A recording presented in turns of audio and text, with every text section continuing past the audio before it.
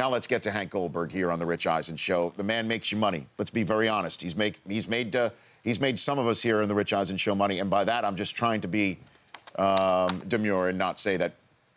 How much are we up? Let's be just flat out honest now, Brock. We had a $10 trifecta on the Preakness, Attaboy. which paid $73.10, so we're at $731. Oh my gosh, Hank Goldberg, God bless you.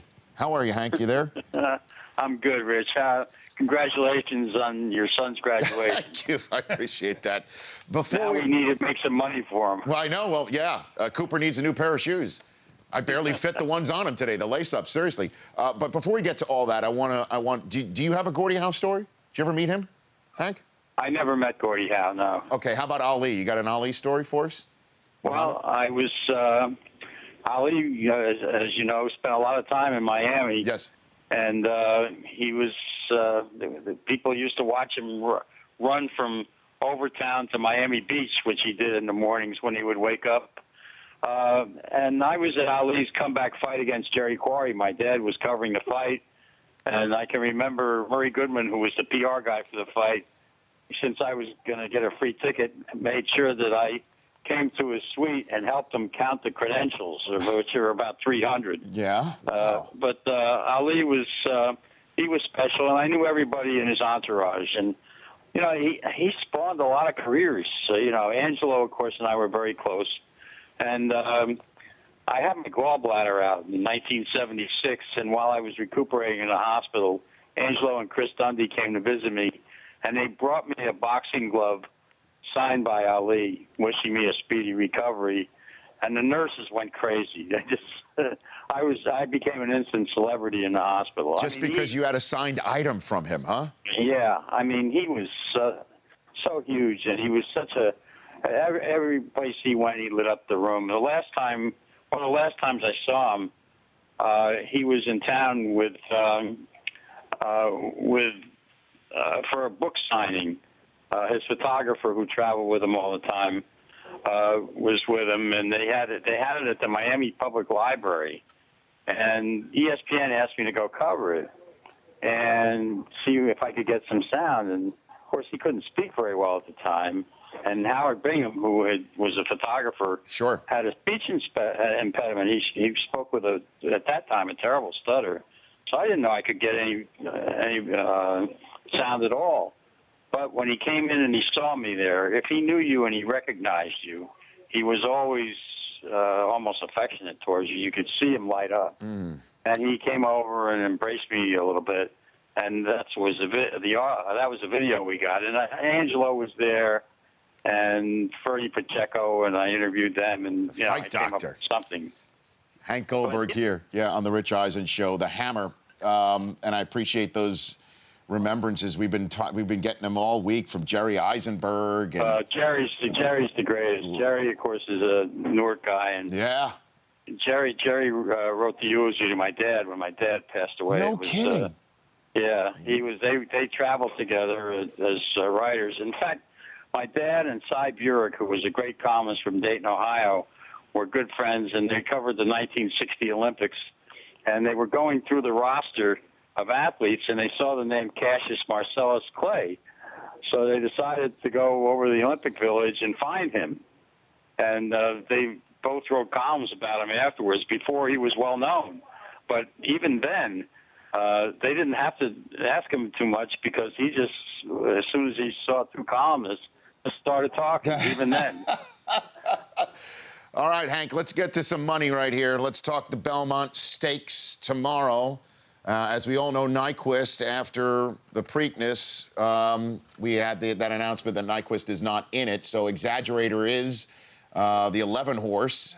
And let's go through it. What are your thoughts on the Belmont Stakes for tomorrow? Well, I think when I last spoke to you, I said that I compared Nyquist and Exaggerator to Butch and Sundance, and said that the Belmont would be their Bolivia. And I'm going to try to beat Exaggerator at 9-5. And the horse that I've been looking for all along here is Sudden Breaking News, who ran fifth, but he was a fast-breaking fifth in the Preakness, where he came, or in the Derby rather, where he came from 19th. And if the race had gone a little bit further, he probably would have finished in the money at third. But he's been training well for this, and he's 10-1. And I like him to win the race. I think he's bred to go the distance. Okay. And your guy's like a 10-1 shot, I'm sure. Well, Brockman's eyes lit up. I mean, Chris Brockman's hang on. eyes. I mean, seriously, he needed a napkin to wipe off. I'm already spending this money. Oh, Hank. stop it now. Let's not punch the clown, if you will. All right, so Now the question is, Yes. how do we make money? how are you going to pair I it? think I like Exaggerator to hit the board. I think he'll run well. He drew post 11. Okay. He should get a clean trip from there. So I'm going to put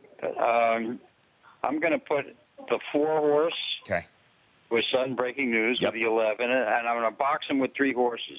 Okay. Cherry Wine, who finished second in the yes. Preakness, made us a lot of money. Yes, it But I did. think what happened was he benefited from Nyquist's hard-pressed trip in that race where he was burned out in the stretch, and Cherry Wine just got up to finish second. Mm-hmm. So we caught a break there where he was 17-1, and he's 15-1 here. I think he has a chance to hit the board. So I'm going to use him in my exacta box with the other 2. 4, 11, 3. Yeah, and then I'm also going to use the 13-horse Creator, Mm-hmm. who won the Arkansas Derby. And I think he was 13th in the Kentucky Derby. He had a terrible trip. He was stopped several times. But he's a good horse, and he's going to be fresh and a new shooter, and I like his chances. And then there's Stradivaria, who ran 4th in the Preakness, and this is only his 4th race. But he's getting stronger. He's inexperienced, but Todd Pletcher trains him. I don't think he'd be running him if he didn't think he had a chance to at least distinguish himself. So those 3 horses I'll use with my top 2 and exacta boxes. Now, Yes. here's how you make the big score. Okay, Hank Goldberg. So wait, before we get to the big score, I feel like this is the sting. You know, I should take my finger and just, go against the side of my nose like that. Okay, so it's 4. You think follow? You follow? Yeah, I do follow. 4, 11, and 3. 4, 11, 13, 4, 11, 5. Those are the ones that you like, those trifecta boxes right there. Now, Right. let's talk about the serious cheddar. Hank, go for it. You have the floor. By the way, I'm talking about exacta boxes Yes. there and tri boxes. Yes. But I'm going to take Sudden Breaking News on top and a superfecta and use the 4 horses underneath, who would be Cherry Wine, number 3, number 5, Stradivaria, number 11, Exaggerator, and number 13, Creator. And I guarantee you'll have a down payment on the kids' college education. 529, here we come. Okay. 4, 3, 5, 11, 13. Is that a signer, Hank? Is that a signer? Yeah, that'll be a signer. Okay. I love it. But you think Sudden Breaking News is going to win the Preakness, which would be 3 different horses winning the Triple Crown. Okay, Hank. Yeah.